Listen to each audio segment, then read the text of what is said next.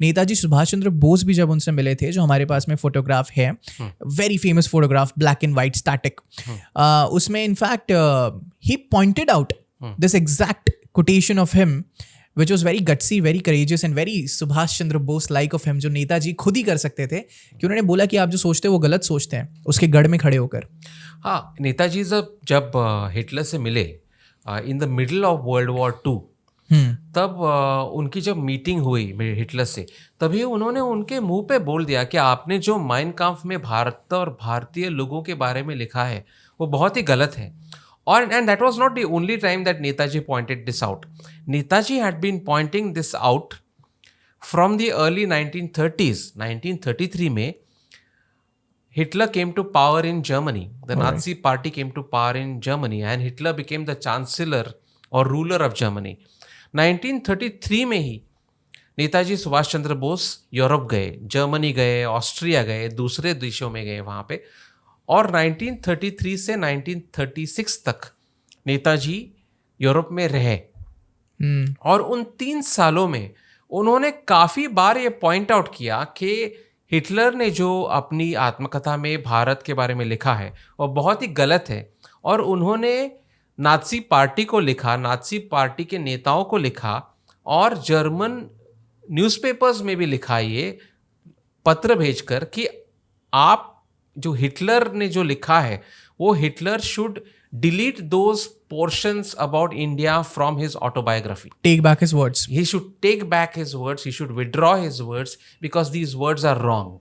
What we are told is that Netaji went to seek his support during the World War, but we are never told about Netaji's protest against his unfair and discriminatory remarks against Indians in Mein Kampf. और sir मेरे हिसाब say that was a very strategic move, because Netaji खुद की भी सेना बनाना चाहते थे, जो उन्होंने जर्मन प्रिजनर ऑफ वॉर से बनाई है, जो उन्होंने ड्यूरिंग वर्ल्ड वॉर 2 कैप्चर किए थे, जिसमें हिंदुस्तानी सिपाही थे। जी, तो लेकिन अपने आप में कितनी बड़ी बात है कि आप फ्यूरर के सामने खड़े होके उनके कमांडर्स और उनके जनरल्स के सामने आप कह रहे कि आपके जो विचार है वो गलत है, एक ऐसे देश में जहाँ हिटलर का विचार मतलब पत्थर की लकीर। तो ये बहुत बड़ी बात है अपने आप में। But then tell me one thing sir, ये सवाल मैं आपसे पूछना चाह रहा था कि अगर खुद हिटलर मानता है कि जहाँ पर उन्होंने आई थिंक चर्चिल या किसी इंग्लिश एम्बेसडर को ये भी उन्होंने सजेस्ट किया था कि आपको हिंदुस्तान को कभी भी छोड़ना नहीं चाहिए, दे आर नॉट उनके पास में वो शक्ति नहीं है, वो they don't have that deserving gut inside them to rule themselves, to govern themselves. तो फिर why will he support someone like Subhash Chandra Bose, Netaji, जो कि उतने prominent और strong leader है, against a rebellion, against a fight the British? Hitler ने भारत के स्वतंत्रता संग्राम को वर्ल्ड वॉर 2 में सपोर्ट किया, ये स्टेटमेंट ही थोड़ा लोडेड है because it is not entirely true. जब नेताजी जर्मनी में जाते हैं, एक तो ही goes to Afghanistan, he escapes the great escape, and he goes from Afghanistan, then he goes to Moscow, and from Moscow then he goes to Germany. उनको Hitler को मिलने की बहुत नेसेसिटी फील हो रही है कि हिटलर को मिलना ज़रूरी है अगर सपोर्ट लेना है भारत के लिए। तो हिटलर उनको 1 साल से ज़्यादा अपॉइंटमेंट ही नहीं देते हैं मिलने के लिए।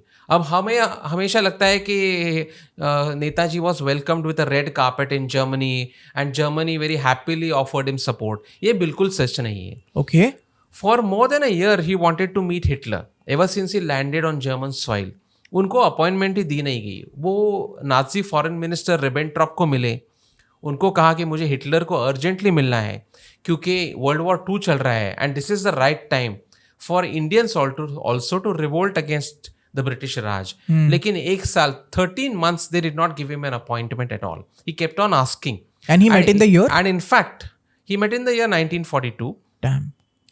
And he went there early in 1941, around April 1941. And they kept him waiting for more than a year. And not only in 1941 and 1942, but when he was in Europe in 1933, and from 1933 to 1936 he made many requests to the German authorities. एक तो कि आप ये autobiography से ये जो नफरत की बातें हैं वो निकाल दीजिए, और दूसरा कि मुझे हिटलर से मिलना है, so because I want to tell him that उन्होंने जो लिखा है वो पूरी तरह से गलत है और उनकी भारतीय लोगों के बारे में जो सोच है वो पूरी तरह से गलत है। और वो क्यों गलत है वो मैं उनको बोलना चाहता हूँ। दूसरी चीज़ ये कि हिटलर जब सत्ता में आए जर्मनी में 1933 में 33 में, तभी वहाँ कुछ भारतीय लोग जर्मन यूनिवर्सिटीज़ में सीखने के लिए यंगस्टर्स गए थे।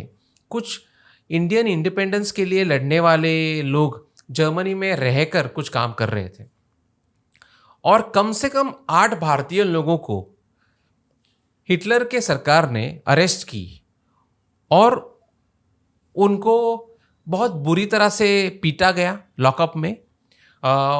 उनको रिवॉल्वर के बट से, मतलब पीछे का जो हिस्सा होता है उससे असॉल्ट किया गया।